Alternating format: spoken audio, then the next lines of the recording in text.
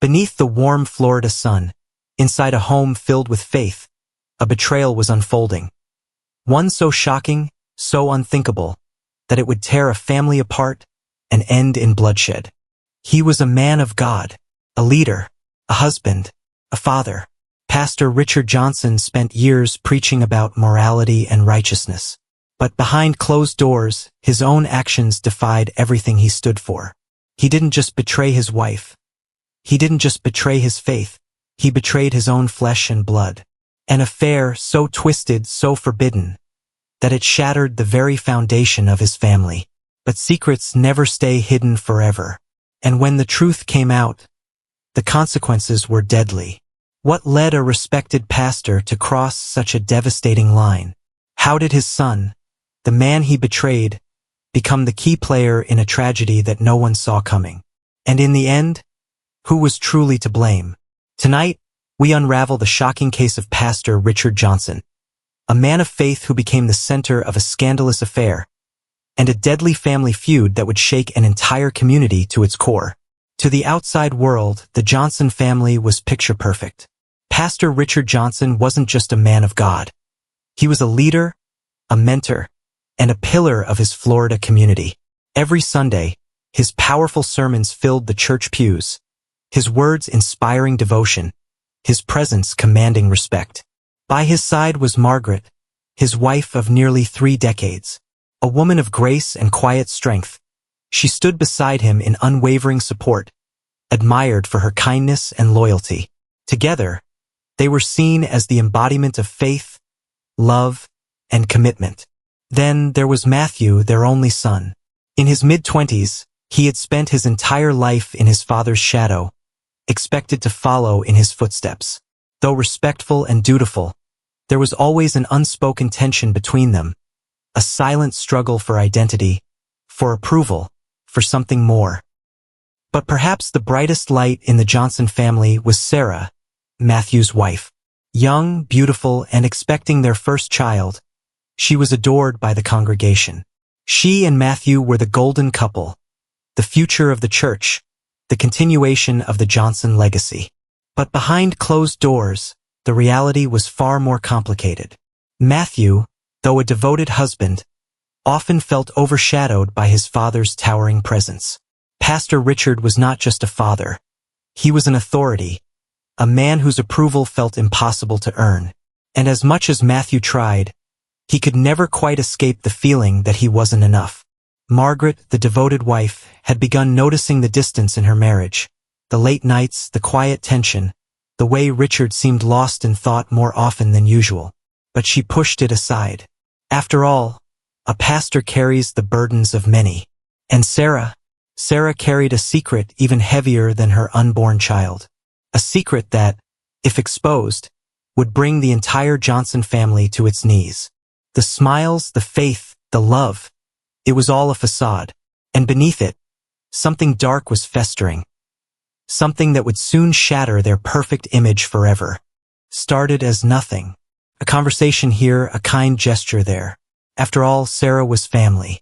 She was Matthew's wife, the mother of Richard's future grandchild. And Richard, he was her father-in-law, her spiritual guide, the man she had admired for years. But admiration can be a dangerous thing. At first, their moments together were innocent. Sarah would visit the Johnson home when Matthew was working late, keeping Margaret company while Richard read over his sermons in the next room. She would ask him questions about faith, about marriage, about the life she was preparing to bring into the world.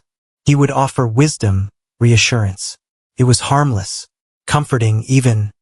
But then, the moments began to stretch a little longer. Their conversations grew more personal. Sarah confided in Richard about her fears, her doubts as a wife, her anxieties about motherhood, her loneliness when Matthew was too busy to notice. And Richard listened. He always listened. Then came the lingering looks. The way Sarah's eyes would rest on Richard a moment too long. The way Richard found himself drawn to her laughter, her presence, the warmth of her gaze. It was wrong. He knew it was wrong. But he told himself it was nothing. Passing thought. A trick of the mind. Until the night it became something more. It was raining. The house was quiet. Margaret had gone to bed early, and Matthew was still at work. Sarah was about to leave, but as she stood at the door, something held her back. She turned to Richard, her eyes soft, uncertain. "You've always been so kind to me," she said. "I don't know what I'd do without you." He smiled, a gentle, reassuring smile. But then she stepped closer. Too close. "You remind me of him," she whispered. "Of Matthew. But different." A silence fell between them, a silence filled with unspoken words, unacknowledged desires. And then, just for a second, Richard reached out. His hand brushed hers, barely a touch, but enough to send a current through both of them. Sarah pulled away first. She let out a nervous laugh, shaking her head as if breaking a spell. "I should go," she murmured, and before Richard could respond, she was gone. Richard stood there for a long time after the door closed, staring at the empty space where she had been. His heart pounded in his chest, a war raging in his mind. This was wrong. He was a pastor, a husband, a father, but for the first time in years he felt alive. And deep down, in the darkest part of his soul, he knew this was only the beginning. It happened on an ordinary evening, an evening that should have been like any other. But after tonight, nothing in the Johnson family would ever be the same again. Matthew had noticed Sarah acting differently, distant, restless. There were times when she would barely meet his gaze, times when he would wake up in the middle of the night and find her sitting alone in the dark. He had asked her if something was wrong. She always said no. Until tonight. Sarah sat across from him in the dimly lit living room, her hands clasped together, her knuckles white. She had barely touched her dinner. The air between them was thick, suffocating. "Matthew," her voice was barely above a whisper. "I need to tell you something." He leaned forward, concern etched across his face. "What is it?" A long silence. Sarah opened her mouth, then closed it. The words felt impossible to say, but the weight of them was unbearable. "It's about your father." Matthew's brow furrowed. "What about him?" Another silence. And then, "I've been sleeping with him." The words landed like a bomb. The room seemed to shrink, the walls pressing in. For a moment Matthew didn't move, didn't breathe. His mind refused to process what he had just heard. What did you just say?" Sarah's eyes filled with tears. "I didn't mean for it to happen. It just did." Matthew shot up from his seat, his breath coming in ragged gasps. "You're lying." "I'm not." "You're lying." His voice thundered through the house. The sound of a chair scraping against the floor, the sound of his heartbeat roaring in his ears. He felt sick, nauseous. His hands trembled at his sides. "How long?" His voice was barely controlled now, shaking with rage. Sarah hesitated. That hesitation was an answer in itself. "Months." A sharp, bitter laugh escaped Matthew's lips. He ran a hand through his hair, pacing back and forth like a caged animal. "And the baby? Is it even mine?" Sarah's face crumpled. "I don't know." Everything inside Matthew snapped. Without thinking, he turned, grabbed his keys and stormed out the door. He didn't know where he was going. He just knew he had to leave, had to get away. His vision blurred with fury, his mind spiraling into a dark abyss. He barely remembered the drive to his parents' house, barely remembered slamming his fist against the front door, shouting his father's name. And when Richard opened the door, looking calm, almost expectant, Matthew lost control. "You son of a—" He lunged forward, shoving Richard hard enough to send him stumbling back. "How could you?" Richard didn't fight back. He didn't even raise his hands. "Matthew, listen to me. Don't you dare try to explain this." The commotion brought Margaret rushing into the room. She took one look at the scene, the fury on Matthew's face, the guilt in Richard's eyes, the way Sarah hesitated in the doorway, and the truth clicked into place. "Richard," her voice was barely audible. "Tell me this isn't true." Richard closed his eyes. But he said nothing. And in that silence, Margaret knew. A strangled sob escaped her lips as she took a step back, pressing a hand to her mouth. You slept with our son's wife? Margaret, don't. Tears streamed down her face as she shook her head, her body trembling. You've ruined us. You've ruined everything. Matthew's chest heaved. His hands curled into fists at his sides.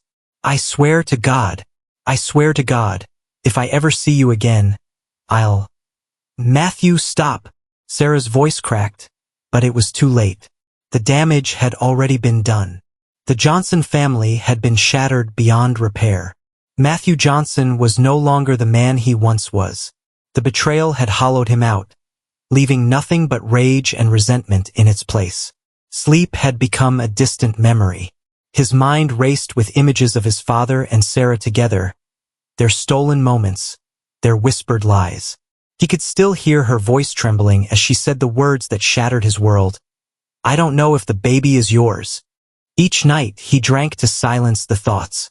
Each morning he woke up angrier than before. And then one night he saw it. Proof that the nightmare wasn't over. A message. A single text on Sarah's phone. A name he swore he would never see again. Richard, I miss you. Please, don't shut me out. Matthew felt his chest tighten, his breath quicken. His hands shook as he stared at the screen. After everything, after all the pain, they were still in contact. The affair wasn't over. It had never ended. His vision blurred. His thoughts spiraled. He needed air, needed to think, needed to... No. He knew what he needed to do. The drive to his parents' house was a haze. His grip on the steering wheel was iron-tight, his knuckles white. Every red light felt like an eternity. Every passing car an obstacle between him and the man who had taken everything from him. By the time he pulled into the driveway, his pulse was a deafening roar in his ears. He didn't knock. He didn't hesitate. He kicked the door open with a force that sent it slamming against the wall. Richard! The house was silent for a moment. Then, slow footsteps. Pastor Richard emerged from the hallway, his expression unreadable. He looked older than he had just weeks before, his shoulders heavy with the weight of his choices. Matthew, he said calmly, as if he had been expecting him. That calmness was gasoline on a fire. Don't say my name. Matthew's voice cracked with rage. You don't get to talk to me. You don't get to act like nothing happened. Richard sighed, running a hand over his face. I know you're angry. Angry. Matthew let out a bitter, hollow laugh. Angry doesn't even begin to cover it. His hands clenched into fists. The walls of the house, once filled with warmth, with faith, with family, felt suffocating now, like they were closing in around him. The air between them crackled with unspoken words, with unrelenting fury. Richard took a cautious step forward. Son, please, we can fix this. Fix this. Matthew's breath hitched. You destroyed this family. You ruined everything. And then, it happened. Matthew lunged. The first punch landed square against Richard's jaw, sending him stumbling back. The second was wild, fueled by months of sleepless nights, of heartbreak, of rage he could no longer contain. Richard barely had time to react before Matthew grabbed him by the collar, slamming him against the wall. How could you? Matthew's voice was raw, desperate. How could you betray your own blood? Richard struggled against his grip. I never meant to hurt you. But the words only made it worse. Matthew threw him to the ground. Don't lie to me. Richard gasped for air, his hands raised in surrender. Please, ground. Don't lie to me. Richard gasped for air, his hands raised in surrender. Please, just stop. But Matthew wasn't listening anymore. The world around him had blurred into nothing but red. His eyes darted around the room, searching, then landing on a heavy glass paperweight on the coffee table. He grabbed it without thinking, his fingers curling around its smooth, cold surface. Matthew, don't. The first blow came down hard. The second, even harder. By the time Matthew stopped, Richard wasn't moving. The weight in Matthew's hand slipped, crashing to the floor.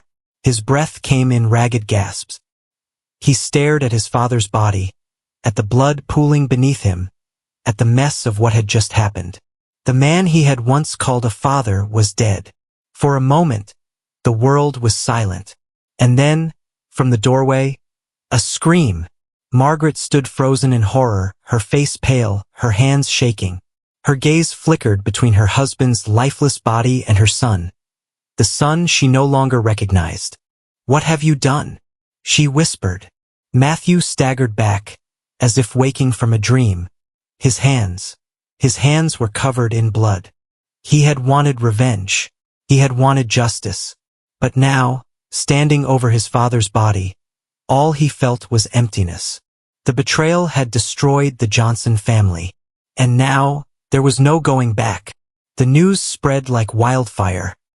Pastor Richard Johnson, once the heart of his community, was dead, murdered by his own son in a fit of uncontrollable rage. A man who had preached forgiveness, morality, and family values had fallen victim to his own sins. And now, the town that once revered him was left to grapple with the truth. The congregation was divided. Some refused to believe it, clinging to the memory of the man they had trusted for years. Others whispered in hushed voices, their faith shaken, their admiration turning into quiet disgust. Richard Johnson had preached righteousness, yet he had committed the ultimate betrayal. And in the end, that betrayal had cost him his life. But the community's judgment didn't stop with Richard. Sarah was shunned. People who once smiled at her in church now turned away. Women she had shared prayers with no longer spoke her name. To them, she was as guilty as Richard. The woman who had destroyed a family, the woman who had driven a son to murder his own father. She stopped leaving the house, stopped answering calls. Even in the grocery store, she could feel the weight of their stares, their silent condemnation. She had lost everything. Margaret, now a widow, was a shell of the woman she once was. She didn't speak at the funeral. She didn't cry when they lowered her husband into the ground. She had lost her husband to infidelity and her son to murder. And now, she was alone. And then, there was Matthew. The trial began just months after his arrest. The prosecution painted him as a violent, vengeful man who had let his emotions consume him. They showed the crime scene photos, the blood-stained floor, the glass paperweight still smeared with Richard's blood. The courtroom was silent as the jury looked at the images, some of them unable to meet Matthew's eyes. The defense told a different story. They spoke of betrayal, of a son who had been pushed past his breaking point. They described the months of emotional torment, the night he learned that even after being exposed, Richard and Sarah had still been in contact. They painted a picture of a man who had lost control. Not a cold-blooded killer, but a broken man, a man who had been failed by the very person who was supposed to guide him. Margaret sat in the gallery, her face unreadable. Sarah never testified. She had been advised to stay away, for her own safety. And Matthew sat at the defense table, his hands cuffed, his face empty. He barely reacted as witnesses spoke, as evidence was presented, as his fate was decided. He had already lost everything that mattered. The jury deliberated for 3 days. When they returned, the courtroom was silent, the weight of their decision pressing down on everyone inside. The foreman stood, cleared his throat, and spoke the words that would define Matthew's future.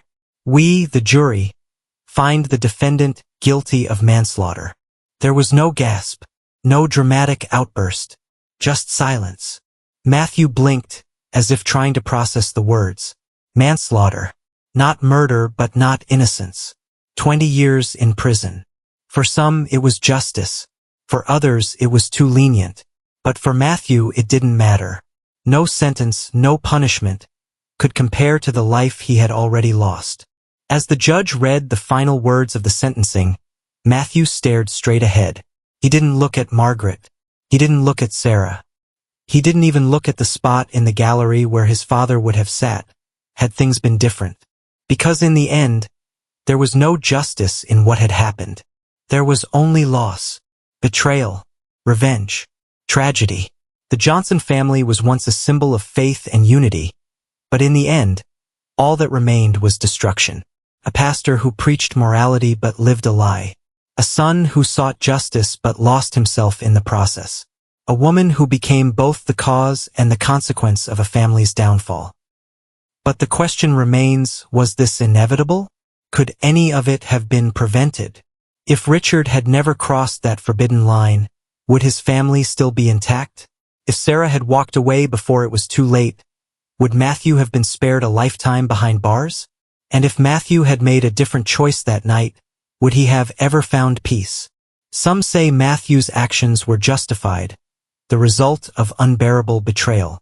Others believe no amount of pain excuses taking another life.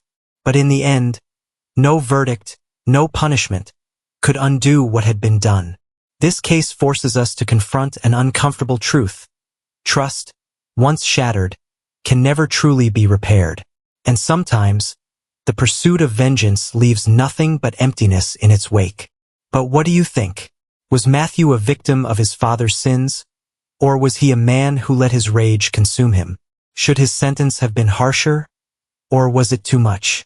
Let us know your thoughts in the comments below. We want to hear what you think. And if you found this case as shocking as we did, make sure to hit that like button, subscribe, and turn on notifications so you never miss another deep dive into the darkest true crime stories. Because in the search for truth, the most chilling stories are the ones that are real.